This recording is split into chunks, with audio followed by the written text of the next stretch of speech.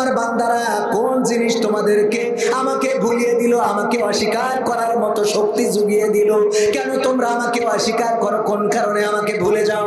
অথচ তোমরা ছিলে মৃত, তোমাদের কোনো জীবন ছিল না, আকার ছিল না, আকৃতি ছিল না।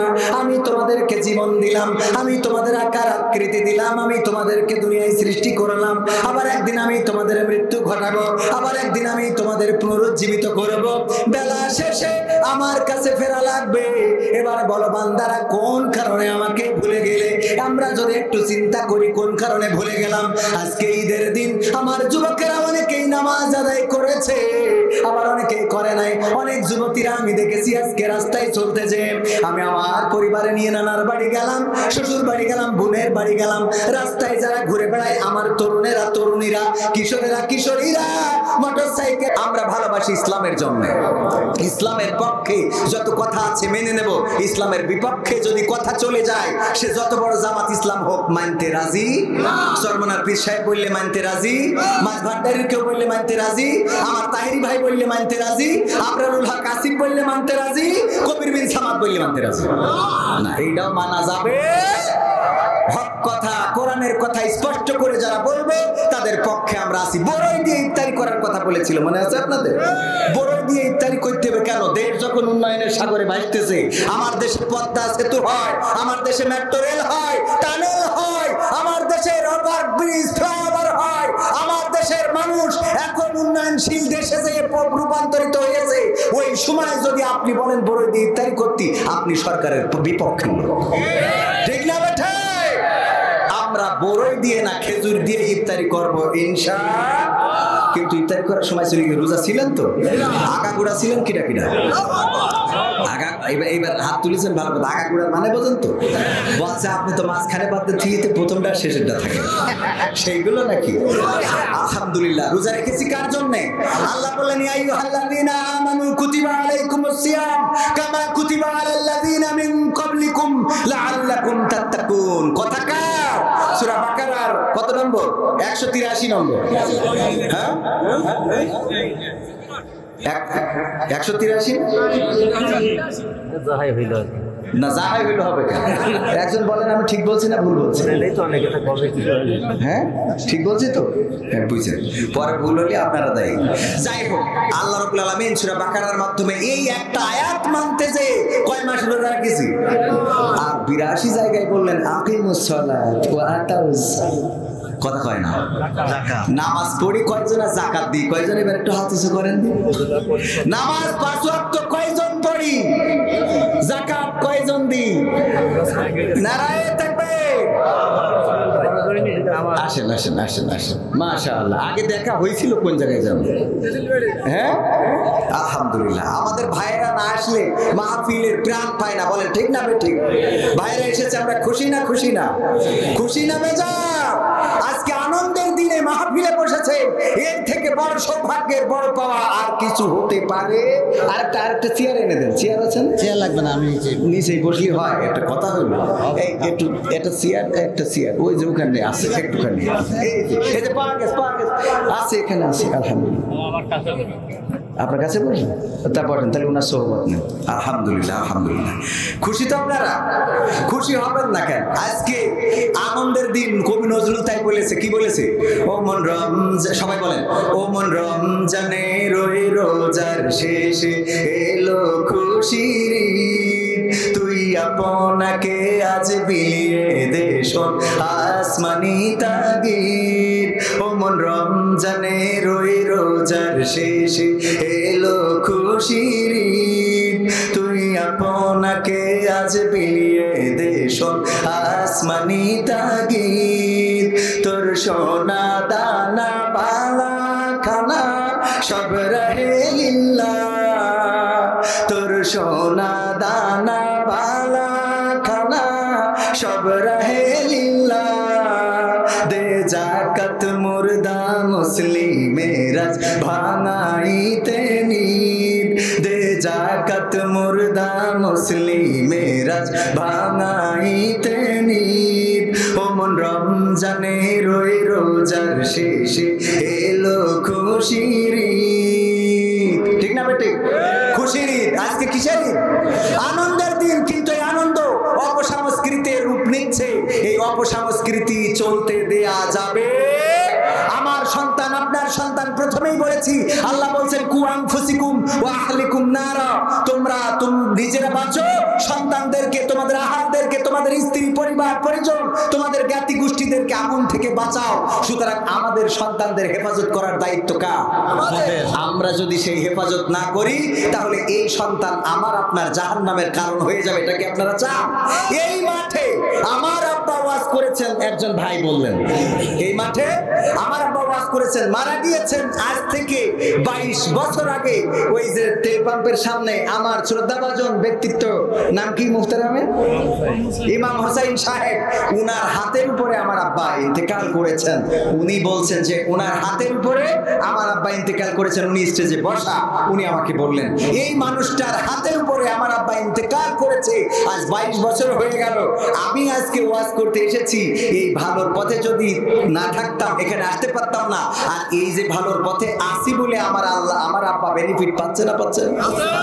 আব্বা কিন্তু বেনিফিট পাচ্ছেন। আমার আব্বা বলতেন যে আমি যদি ছেলেকে মানুষের মতো মানুষ না বানাই, তাই ঈদের দিনে ট্রাক পিকআপ ভাগ করবে আর তার উপরে ডিজে কুপাবে, ওই গদখালি যাবে, পার্কে যাবে, উল্লাস করবে, অশ্লীল নৃত্য করবে, আর রাত্রে বাড়ি ফেরার সময় আমার কবরের কাছে এসে বলবে আসসালামু আলাইকুম ইয়া আহলাল কবর, আব্বা আজকে যত ডিজে কুপালাম সব আপনার কাছে দিয়ে দিয়ে গেল। ঠিক না ঠিক? দেবে না দেবে না? পাবেন না পাবেন না? আবার যদি কোনো সন্তান নামাজি হয়, কোন সন্তান যদি রোজাদার হয়, কোন সন্তান যদি আল্লাহওয়ালা হয়, কোন সন্তান যদি ইসলামী আন্দোলনের পক্ষে হয়, কোন সন্তান যদি রোজাদার হয়, কোন সন্তান যদি ভালো পথের হয়, আলোর পথের হয়, এই সন্তানটা বাড়ি থেকে বের হয়ে গেল আল্লাহর পরে তাওয়াক্কুল করে, বিসমিল্লাহি ওয়া তাওয়াক্কালতু আলাল্লাহ লা হাওলা ওয়ালা কুওয়াতা ইল্লা বিল্লাহ পড়ে বাড়ি থেকে বের হয়ে গেল। সন্ধ্যাবেলা অথবা রাত্রে সমস্ত কর্ম রেখে যখন বাড়িতে ফিরবে, বাবার কবরের কাছে সালাম বলবে, আর বলবে ওগো বাবা, এতটুকু শুধুমাত্র সালাম দিবে, ওগো আল্লাহ এই কবরবাসীর উপরে শান্তি বর্ষিত করো তুমি আল্লাহ। এই কথা বলে যখন চলে যাবে, বলেন এই সন্তানের নেক কাজগুলো বাবার কবরে যাবে না? যাবে না? বাবার কবরে যাবে। আমার বাবা আমাদেরকে শিখিয়েছেন, আমার দুই ভাই, আমরা দুই ভাই, বাবা যখন ঈদের নামাজে যেতেন আমাদের দুই ভাইকে নিয়ে আমার দাদার কবরের কাছে দাঁড়াতেন, তারপরে কবরটা জিয়ারত করে আমার বাবা আমাদেরকে ঈদের মাঠে নিয়ে যেতেন। এমন একটা ঈদও যায় নাই যে বাবার সাথে ঈদের নামাজ আদায় করেছি কিন্তু বাবা আমার দাদার কবরের পাশে দাঁড়ায় নাই। বাবা 22 বছর মারা গিয়েছে, এখন ঈদের নামাজে যখন যাই আমার দুইটা সন্তান ছোট নাবালক, তাদেরকে নিয়ে আমি আমার বাবার কবরের কাছে দাঁড়াই, আবার আমার দাদার কবরের কাছেও দাঁড়াই। আমার বাবার কবর দাদার কবর দুই জায়গায় হওয়ার কারণে দুইবার দাঁড়ানো লাগে। আমার সন্তানেরা এখন দেখে আমি যদি কালকেও মারা যায়, আগামী ঈদে আমার সন্তানরা আমার কবর জিয়ারত করবে না? করবে না? কবর জিয়ারত করবে। আর আমার সন্তান যদি ভালোর পথে আমি মানুষ করতে ব্যর্থ হই, তাইলে ঈদের দিনে ওরা পিকআপ ভাড়া করবে, সাউন্ড বক্স লাগাবে, ইজি বাইকের সাইডের উপরে এরকম একটা স্পিকার লাগাই দেবে, তারপরে অমনি ধুমধামাক্কা শুরু হয়ে যাবে।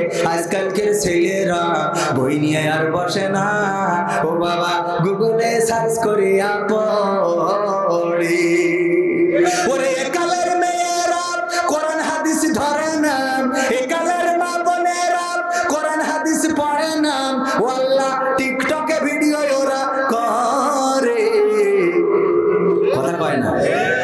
টিকটক ওয়ালি আছে না নাই? এখন টিকটক করে পর্দা করে। আমি বলি আল্লাহওয়ালা টিকটক কি? কি টিকটক? আল্লাহওয়ালা টিকটক কি প্রেম করে বুরকা পরে আছে না নাই? প্রেম করে শুধু বুরকা পরে না।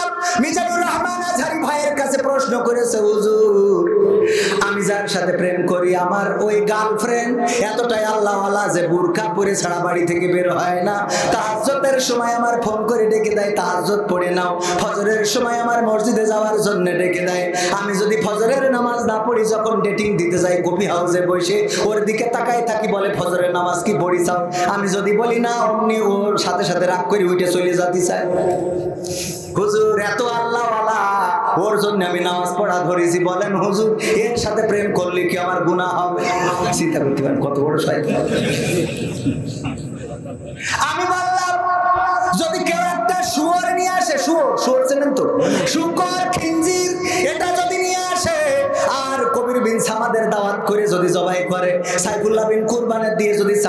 ছেলে আর আমার ইমাম মুহতারাম মুস্তাদজি ইমাম সাহেবকে দিয়ে যদি রান্না করায়, ওই খড়িয়ানার জন্য যদি আমার সভাপতি সাহেব দাঁড়িয়ে ওনার দায়িত্ব দেয়, আর হাড়িটা যদি কোনো মাদ্রাসা থেকে নিয়ে আসে, এরপরেও যদি শুকর রান্না করে জায়েজ হবে নাকি? যদি জায়েজ না হয়, যতই পর্দা বুরকা পরে তোমার সাথে বগল দাবাই করে নিয়ে ঘুরে বেড়া, ওই শুকর খাওয়া যেমন হারাম, তোমার এই প্রেম করাটাও তেমন হারাম। ঠিক না বেঠে? পর্দা করে টিকটক করে, পর্দা করে প্রেম করে, বাড়ি থেকে বুরকা পরে বের হয়, মা বলে আমার মেয়ের মতো মেয়ে হয় না।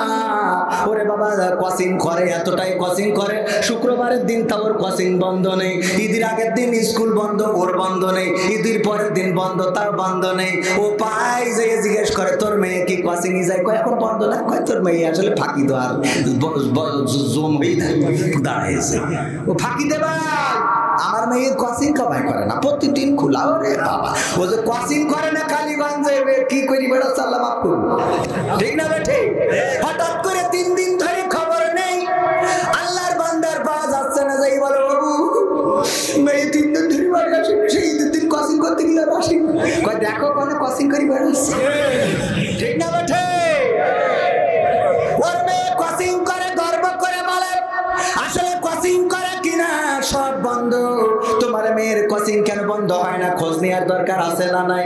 আমার অনেকে আছে সব জানে, সব জানে, কিন্তু এই কথাটা প্রকাশ করে না। ও নিজেই পাঠাই দেয় কবির বিন সামাদের সাথে, কথা বিল্লাল ভাইয়ের সাথে, তুই যা যা যা, তোর আপার আমি বুঝবানে। ও পাঠাই দিয়ে বিল্লাল ভাইয়ের সাথে এইবার কান্দে, ও আল্লাহ আমার কি গতি, কি হয়েছে আমার মেয়ে এত বড় মুখে চুলকালি দেবে রে। ও বলে পাঠাই দিস কিনা, ভাইজান চলে যাবে। ও ভাইজান চলে যাবে, তাহলে ভাইজানকে একটু সময় দিই আমরা। একটু এসেছেন উপজেলায় নির্বাচনে, কোনো চিন্তা ভাবনা আছে কিনা পদপ্রার্থী? আলহামদুলিল্লাহ, আলহামদুলিল্লাহ। তো একটুখানি আমরা সময় দিই, কারণ আমাদের ভাইজান চলে যাবেন, ওনার ব্যস্ততা আছে, একটুখানি বসতে কি কষ্ট হবে? এই যুবকরা আয়োজন করেছে, ওনাদের একটু হাদিয়া দেওয়ার দরকার আছে না নেই? একটু বকশিশ দেওয়ার দরকার আছে না নেই? তো আমিও ব্যক্তিগতভাবে কিছু বকশিশ দিতে চাই, আপনারা একটু পকেটে হাত দেন। এই যুবকদের এই আয়োজনে আমরা কিছু শরিক হয়ে যাই ইনশাআল্লাহ, তারপরে আবার আমরা আলোচনায় ফিরে যাব। আল্লাহ আমাদের তৌফিক দান করুন। আমি আপনার একজন বিশেষ ভক্ত। হ্যাঁ, আমি আপনার সাথে আল্লাহ কাছ থেকে আমি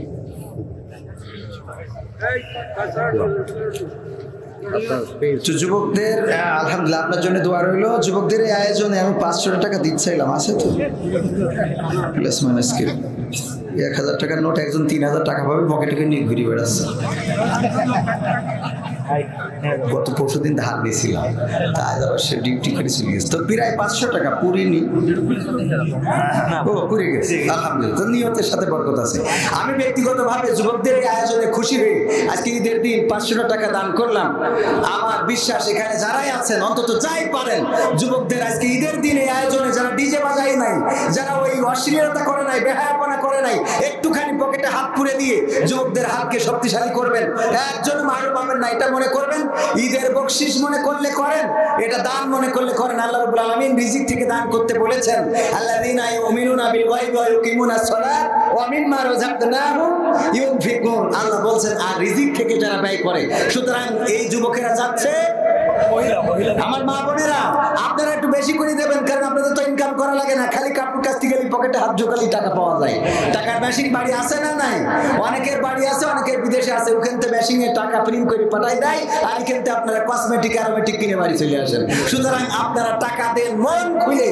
আর আজকে যে যা হাদিয়া পাইছেন, আমার তরুণ তরুণী, কিশোর কিশোরী, হাদিয়া তো দুলাভাইয়ের কাছ থেকে খুব ঝাড়াঝাড়ি চাও, আজকে কিছু দান করে যাও, আল্লাহ কবুল করুন। একদম এক মুহূর্তে, বেশি সময় নেওয়া যাবে না। আর এই সাথে জিকির করেন লা ইলাহা ইল্লাল্লাহ, লা ইলাহা ইল্লাল্লাহ।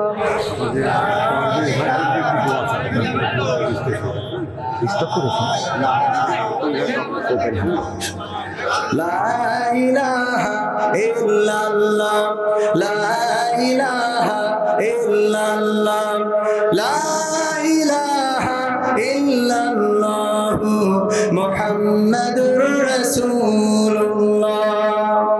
একটুখানি আপনাদের কাছে হাত বাড়াইলাম, যুবকদের জন্য একজনে মালুম হবেন না, যা আছে পকেটে 500 100 1000 2000 220 টাকা 25 টাকা 50 টাকা, যে নোটটা চলে না সেটা ওখানে দেওয়ার রাস্তা আছে না নাই? যে টাকাটা চলে না ঈদের বাজারে সেটা চলে না? চলে না বাজারে না, মানে ওই দিন নামাজ পড়তে যাই সব ছিঁড়া টাকাগুলো মসজিদে আছে না নাই? মসজিদে যত পুরনো টাকা যায় কোন ব্যাংকেও এত পুরনো টাকা নেই। যত পুরনো টাকা সব মসজিদে আছে। মা বোনদের মাঝে যান, মা বোনেরা উজাড় করে দান করেন, যুবকদের হাতকে শক্তিশালী করেন। আমি বিশ্বাস করি আজকে যারা এসেছেন এই রূপের বড়াই, আমার সাইফুল্লাহ বিন কোরবান ভাই গিয়েছে, আবার শোনাবো। রূপের বড়াই করিস না রে, রূপ চিরদিন থাকে না। রূপের বড়াই করিস না রে, রূপ চিরদিন থাকে না। নিজের মুখটা দেখা একদিন হইবে রে তোর যন্ত্রণা। নিজের মুখটা দেখা একদিন হইবে রে তোর যন্ত্রণা। রূপের বড়াই করিস না রে, রূপ চিরদিন থাকে না। রূপের বড়াই করিস না রে, রূপ চিরদিন থাকে না। নিজের মুখটা দেখা একদিন হইবে রে তোর যন্ত্রণা। নিজের মুখটা দেখা একদিন হইবে রে তোর যন্ত্রণা। সময় হইল বড় শিক্ষক, সব দিবে শিখাইয়া। সুখের জীবন থাকবে না রে, দেখবে না কেউ চাইয়া। সময় হইল বড় শিক্ষক, সব দিবে শিখাইয়া। সুখের জীবন থাকবে না রে, দেখবে না কেউ চাইয়া। মরার আগে মরবি রে তুই, জ্বালা সইতে পারবি না। মরার আগে মরবি রে তুই, জ্বালা সইতে পারবি না। নিজের মুখটা দেখা একদিন হইবে রে তোর যন্ত্রণা। নিজের মুখটা দেখা একদিন হইবে রে তোর যন্ত্রণা। রূপের বড়াই করিস না রে, রূপ চিরদিন থাকে না। রূপের বড়াই করিস না রে, রূপ চিরদিন থাকে না। নিজের মুখটা দেখা একদিন হইবে রে তোর যন্ত্রণা। নিজের মুখটা দেখা একদিন হইবে রে তোর যন্ত্রণা। কিসের এত বড়াই তোমার, মাটির দেহ লইয়া। ময়রা দেখো পোকা মাকড়, শেষ করবে সব খাইয়া। কিসের এত বড়াই তোমার, মাটির দেহ লইয়া। ময়রা দেখো পোকা মাকড়, শেষ করবে সব খাইয়া। এই দুনিয়া ছাড়তে হবে, অহংকার আর কইরো না। এই দুনিয়া ছাড়তে হবে, অহংকার আর কইরো না। নিজের মুখটা দেখা একদিন হইবে রে তোর যন্ত্রণা। নিজের মুখটা দেখা একদিন হইবে রে তোর যন্ত্রণা। রূপের বড়াই করিস না ভাই, রূপ চিরদিন থাকে না।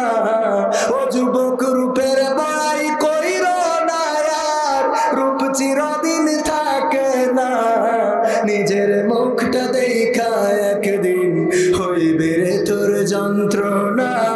নিজের মুখটা দেখা একদিন হইবে রে তোর যন্ত্রণা। ঠিক না বেঠি? যত মা বোনেরা আছেন, পুরুষেরা আছেন, যুবকেরা আছেন, তরুণেরা আছেন, তরুণীরা আছেন, একটু বিবেকের কান দিয়ে শোনেন। আল্লাহ রাব্বুল আলামিন বলেছেন যখন কোরআন শুনবা তখন বিবেকের কান দিয়ে শুনবা। ওয়াইদা কুরিয়াল কুরআনু ফাসতামিউ লাহু ওয়া আনসিতু লাআল্লাকুম তুরহামুন। কথাটা কার? যখন তোমাদের সামনে কোরআন থেকে বলা হয়, যখন তোমাদের সামনে কোরআন থেকে পড়া হয়, তখন তোমরা তোমাদের হৃদয়ের কান দিয়ে শোনো, যাতে করে তোমরা চুপ থাকো, এবং হৃদয়ের কান দিয়ে শোনো যাতে করে তোমাদের উপরে আল্লাহর রহমত বর্ষণ হতে পারে। বলেন সুবহানাল্লাহ। ও আমার ভাইরা, সে আল্লাহ আবার পবিত্র কোরআনের সূরা বাকারার 28 নম্বর আয়াতে বললেন, কাইফা তাকফুরুনা বিল্লাহি ওয়া কুনতুম আমওয়াতান ফাআহইয়াকুম সুম্মা ইউমীতুকুম সুম্মা ইউহয়িকুম সুম্মা ইলাইহি তুরজাউন।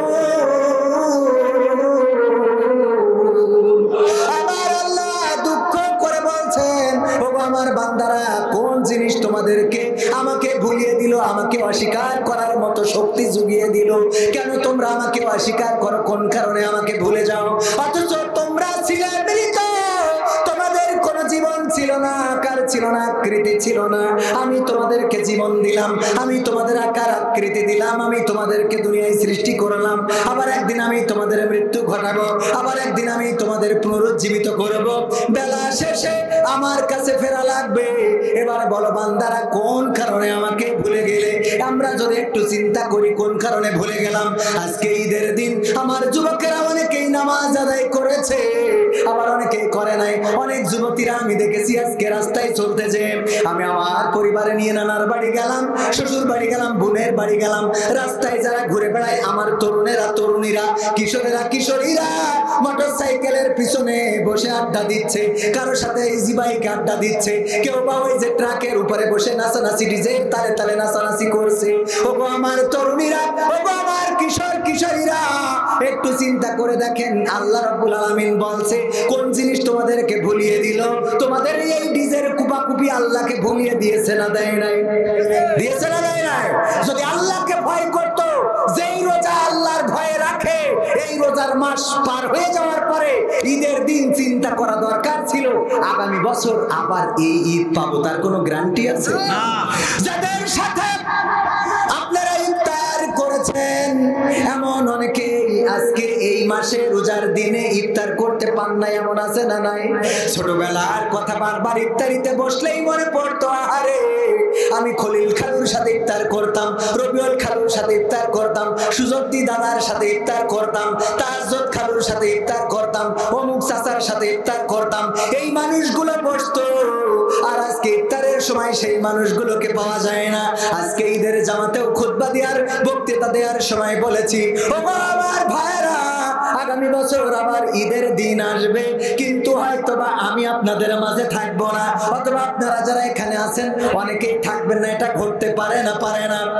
চলে যেহেতু যাওয়া লাগবে, মারা যেহেতু যাওয়া লাগবে, সেহেতু সেই কবরের জন্য তৈরি হওয়ার দরকার আছে না নাই? যে ঈদের দিনে আল্লাহর রাসূল ঈদের নামাজ পড়তে যাচ্ছেন, প্রতিমধ্যে দেখলেন একটা শিশু কান্নাকাটি করে। আল্লাহর রাসূল ঈদের নামাজ শেষ করে আসার পথে বাচ্চাটাকে জিজ্ঞাসা করলেন, ওগো বাচ্চা, তুমি কান্নাকাটি করো কেন?